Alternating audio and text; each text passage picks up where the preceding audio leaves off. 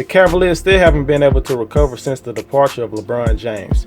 The excuse you could have had last year was that Kevin Love missed 60 games, and they still only won 19 games. But this year, with Love relatively healthy, the Cavaliers still only won 19 games. Granted, if they was able to play a full 82-game schedule this year, they would have definitely won more than 19 games. But the fact will still remain, this team is still not very good. The last time a Cavaliers team without LeBron made the playoffs was in 1998, when Shawn Kemp was still on the team. The Cavaliers were one of 8 teams that were left out of the NBA comeback plan. John Beilein's tenure as head coach was short-lived. This season didn't start off that bad as they had a very favorable schedule early on, and they started with a record of 4-5. But it all went downhill from that point forward. Beilein was supposed to help develop these young players on the team and bring a winning culture to the Cavaliers like he did at the University of Michigan. But Beilein struggled to connect with NBA players and was never able to implement his college-style offense into the pro game. Players on the team quickly started tuning him out because of his constant yelling and screaming.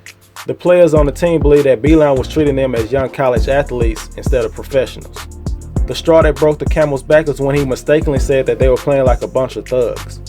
But he claimed that he meant they were playing like a bunch of slugs, basically saying that they weren't playing fast enough.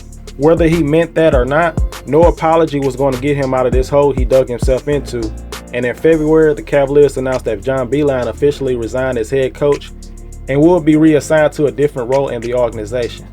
Under John Beilein, the Cavaliers was 14-40. They were in the bottom 5 in offensive rating and defensive rating. Even though they had some progress with certain young players, this was another bad season for the Cavaliers.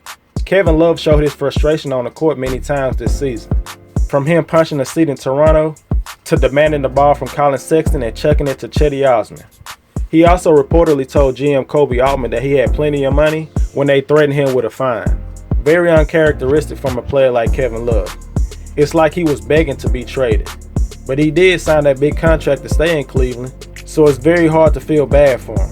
On the court, Love's production is still pretty solid, maybe even all-star worthy. But he has had no impact in turning the Cavaliers into a playoff contender, not even close. And it's not all his fault.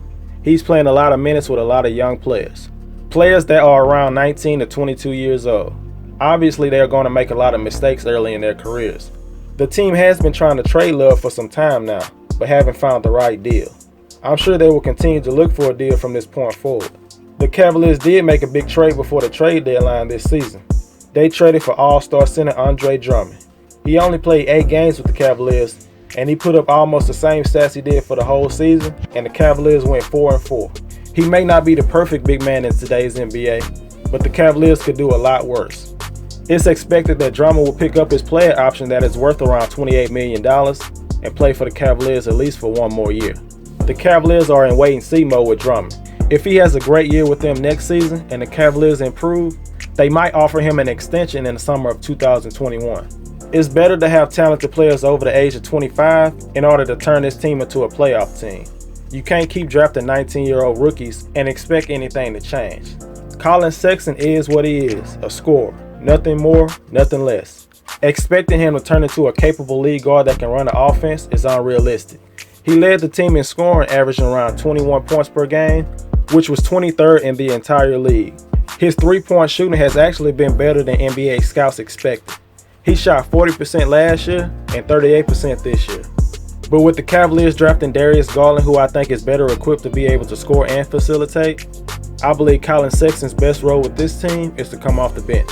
Having Garland and Sexton starting in the backcourt is a nightmare for the Cavaliers defensively. Neither are good individual defenders at this point, and their size together make them an easy target for opponents. Combine their inefficiency on defense with their lack of playmaking together, it's a recipe for disaster. I don't believe the Cavaliers can get much better starting both of them in the backcourt.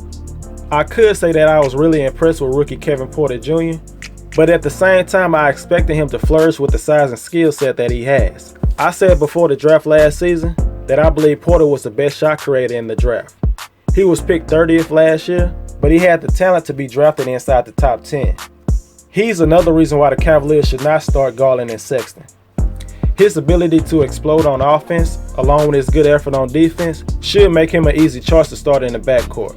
Under JB Bickerstaff, the Cavaliers went 5-6. picking up wins against playoff-bound teams like Denver, Philadelphia, and Miami.